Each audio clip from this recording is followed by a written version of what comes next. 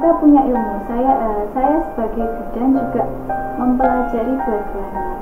Saya mengambil ilmu saya sebagai bidan, medisnya seperti apa, tapi saya juga belajar di Al-Quran. Jadi kembali lagi, semuanya Al-Quran itu mencakup konsep persalinan yang alami, persalinan Maryam.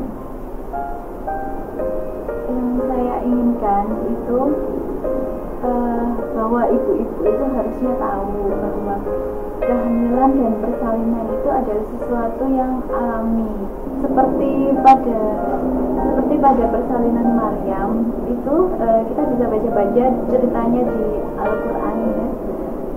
Maryam saja melahirkannya secara alami, dia pergi untuk menyendiri dan melahirkannya secara sendiri tanpa hanya dia membutuhkan bantuan hanya Allah, dan di situ terjadi. Dan proses persalinannya dengan posisi yang secara alami, Maryam dengan posisi gravitasi ya, posisi gravitasi dia kan disuruh menggoyangkan pangkal pohon kurma ya. Nah, proses menggoyangkan pangkal pohon kurma ini kan tidak mungkin jika kita menggoyangkan pangkal pohon kurma ini dengan tidur atau dengan posisi yang lain selain daya gravitasi. Otomatis dia bisa duduk atau bisa berdiri atau bisa jongkok dengan menggoyangkan pangkal pohon kurma ini. Dan Allah menitipkan pesan seperti ini itu sudah satu kesatuan dalam proses persalinan, seperti selain posisi yang tersebut, posisi tersebut tadi diharapkan ibu untuk jangan lupa untuk memenuhi nutrisi ini dan memakan buah kurma. Jadi ada penelitian memang buah kurma memang bagus untuk proses persalinan. Buah kurma ini selain nutrisinya, komposisinya bagus untuk tenaga, dan dia juga memicu untuk hormon oksitosin bekerja secara maksimal. Kenapa kok saya berani untuk melakukan homebirth ini? Karena memang saya menemui pasien-pasien yang memang dalam titik akhir diharuskan untuk di rumah sakit dengan induksi dan segala macam intervensi. Jadi saya awalnya pasrah saja karena prinsip saya persalinan itu fisiologis. Allah menciptakan kehamilan itu pastinya Allah akan menolong menciptakan jalan keluar untuk persalinan dengan lancar. Jadi saya biasanya menanamkan itu dari awal ke klien saya. Kita persalinan ini adalah yang memberi Allah, jadi yang menolong Allah, bukan saya dan bukan dokter-dokter yang lainnya. Kita tanamkan tauhidnya seperti itu. Jadi ya sudah, pasrah saja. Meskipun kita sudah menggambarkan dengan berbagai macam komplikasi, alhamdulillah jika pasien merasa percaya bahwa dia bisa melahirkan dengan lancar dengan bantuan Allah, dia akan merasa rileks. Dan dengan ilmu-ilmu kesehatan, ilmu-ilmu terbaru dengan posisi-posisi yang alami yang bisa membuat persalinan itu lancar, itu persalinan yang diinginkan itu akan terjadi. Alhamdulillah saya kurang lebih menggeluti homebirth dan natural birth ini kurang lebih 2 tahun sejak keponakan saya awalnya lahir. Perbedaan persalinan di rumah dan di rumah sakit itu sangat mencolok dari sisi misalkan pendamping persalinan. Jika di rumah sakit itu dibatasi, boleh mendampingi, biasanya bergantian antara suami atau keluarga yang lain, tidak banyak-banyak. Dan anak kecil misalkan punya kakak, anak-anak sebelumnya itu tidak boleh masuk dalam ruang persalinan dan tidak boleh terlibat secara langsung dalam persalinan tersebut. Jika di rumah itu pasien-pasien, klien-klien itu akan merasa nyaman karena itu memang lingkungannya sendiri ya.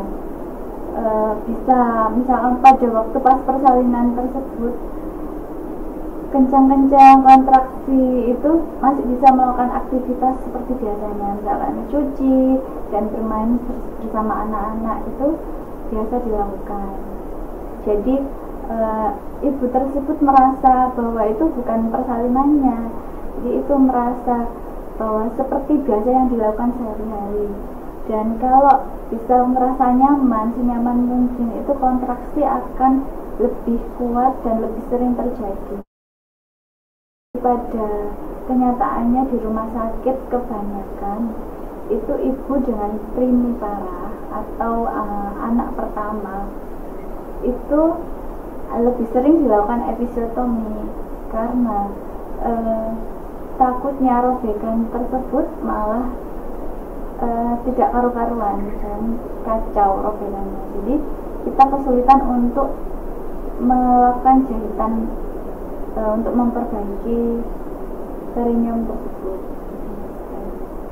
Jika dilakukan episiotomi kan bidangnya itu lebih mudah karena itu robekannya ditata dengan guntingannya itu. Tapi jika persalinan di rumah, episiotomi itu tidak akan mungkin dilakukan karena konsepnya persalinan di rumah kan natural birth. Jadi kita kondisikan ibu persalinan itu tidak diperintah dengan posisi yang sesuai dengan keinginan bidan. Jadi sesuai ibu, jika dia ingin melahirkan secara duduk, ya kita menolongnya dengan posisi duduk mengikuti ibunya. Jika ibu berdiri, mengikuti ibunya secara berdiri. Jadi untuk melakukan episiotomi itu tidak akan bisa mungkin dilakukan. Untuk kasus kehamilan lewat waktu itu biasanya langkah-langkah yang umumnya dilakukan di dunia medis adalah diperiksa dulu, USG dulu. Jika terdapat indikasi untuk melakukan terminasi kehamilan, jadi pengakhiran pada kehamilan misalkan harus segera dilahirkan, itu akan dilakukan induksi pada persalinannya. Jika ibu dengan riwayat sesar sebelumnya, itu induksi tidak boleh dilakukan, jadi langsung terminasi kehamilan dengan seksio sesar. Jadi langsung. Jika dilakukan induksi pada persalinan itu akhirnya ke seksio sesar karena mungkin banyak faktor yang mempengaruhi ini. Misalkan ibu tidak nyaman dengan, jika diinduksi itu kan kontraksi, rasa sakit yang didapat itu lebih besar daripada kontraksi yang alami, tidak menimbulkan kontraksi yang sesungguhnya. Jika kontraksi tidak maksimal didapat, maka pembukaan jalan lahir tidak akan maksimal.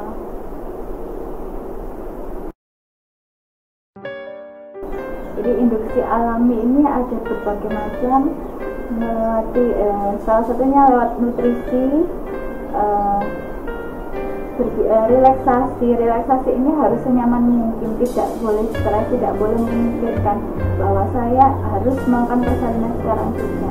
Jadi yang mengetahui untuk kapan persalinan berlangsung itu hanya yang menciptakan, hanya Allah yang tahu kapan persalinan itu terjadi.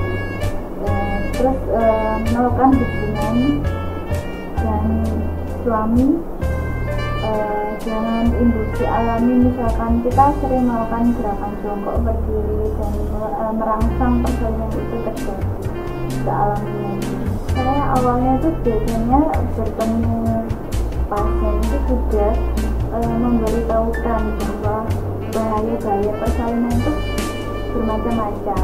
Misalkan untuk perdarahan saja harus kita diberikan waktu setiap 4 menit untuk melakukan tindakan untuk menangani tersebut.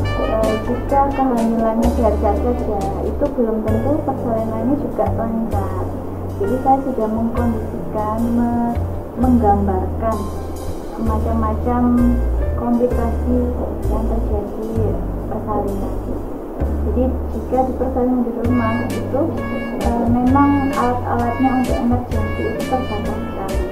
Kita sudah mengkondisikan bahwa nanti untuk persalinannya itu harus ada siap alat transportasi untuk itu. Waktu persalinan memang saya biasanya itu melakukan massage endorfin namanya, itu pijatan di belakang belakang punggung sini sekitar tulang belakang sampai gading bawah. Itu fungsinya untuk memacu hormon endorfin untuk keluar. Hormon endorfin itu berfungsi untuk menimbulkan rasa nyaman pada ibu. Jika rasa nyaman itu tersebut terjadi, maka hormon oksitosin yang dibutuhkan pada saat persalinan itu akan maksimal untuk melakukan pekerjaannya, untuk membantu proses persalinan tersebut. Dan ini juga termasuk dengan induksi alami. Ibu akan merasa nyaman dan rileks. Bayi baru lahir itu akan merekam proses persalinannya secara tidak sadar. Jadi kalau dia dikeluarkan, proses persalinannya berjalan dengan minim trauma, maka yang terekam di otak ini akan halus dan terekam yang baik. Nah, ini akan bermanfaat untuk kehidupan yang mendatang.